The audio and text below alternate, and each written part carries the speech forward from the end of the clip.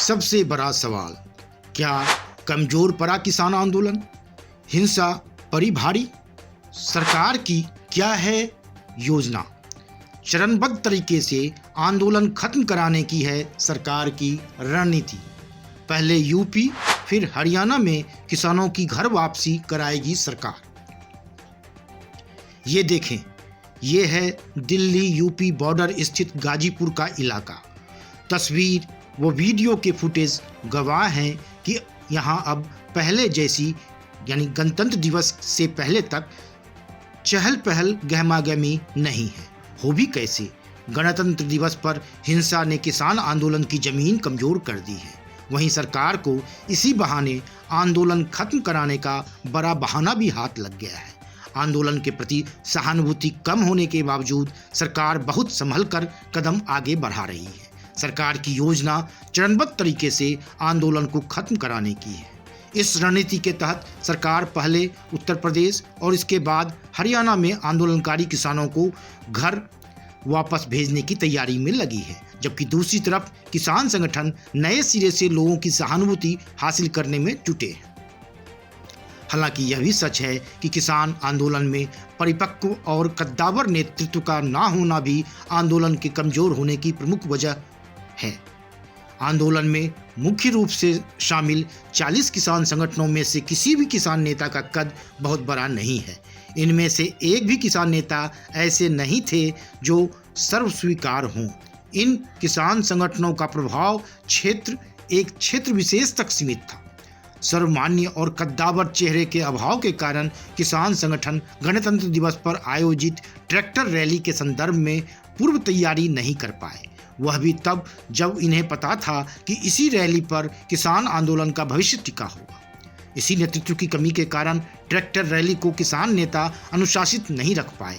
खास तौर पर लाल किला के प्राचीर पर धर्म विशेष का झंडा लहराना इस आंदोलन पर बेहद भारी पड़ा है। इस घटना के बाद उपजे आक्रोश के कारण आंदोलन स्थल से बड़ी संख्या में किसान या तो वापस लौट चुके हैं या अब वापस लौट रहे हैं। इसी वजह से ही किसान संगठन जबरदस्त दबाव में आ गए हैं। खोई सहानुभूति फिर हासिल करने में जुटा किसान मोर्चा। अब आंदोलनरत किसान संगठनों का राष्ट्रीय किसान मोर्चा खोई सहानुभूति को फिर से हासिल करने के लिए परेशान है। आंदोलन स्थल से बड़ी संख्या में किसान वापस लौट रहे हैं। फिर से सहानुभूति हासिल करने के लिए आंदोलनरत किसान संगठन उपवास करने के अलावा 1 फरवरी को प्रस्तावित संसद मार्च को वापस लेने की घोषणा कर चुके हैं। किसान संगठन अपनी ओर से आंदोलन स्थल पर किसानों की लामबंदी को पहले की तरह कायम रखने की कोशिश में लगातार जुटे हैं। धीरे धीरे दबाव बनाने में जुटी है सरकार। वहीं सरकार जो है धीरे धीरे दबाव बनाने में जुट गई है। सरकार की रणनीति एकाएक आंदोलन को खत्म कराने की जगह आंदोलन खत्म करने के लिए धीरे धीरे दबाव बनाने की है। इस रणनीति के तहत सरकार की योजना पहले यूपी दिल्ली सीमा से किसानों को हटाने की है। हरियाणा से जुड़ी सीमा पर भी किसान संगठनों पर स्थानीय लोगों के विरोध के कारण दबाव की स्थिति है। सरकार हर हाल में संदेश देना चाहती है कि वह किसान विरोधी नहीं है। हालांकि सरकार का सारा जोर दिल्ली से लगी सीमा पर पहले जैसी भीड़ फिर से कायम होने देने की नहीं है। सरकार चाहती है कि हिंसा और स्थानीय लोगों के दबाव से किसान संगठनों का हौसला कम हो। पंजाब हरियाणा के संगठन भीड़ बढ़ाने के लिए कर रहे कोशिश। अब तक 3 संगठनों ने आंदोलन से किनारा किया है।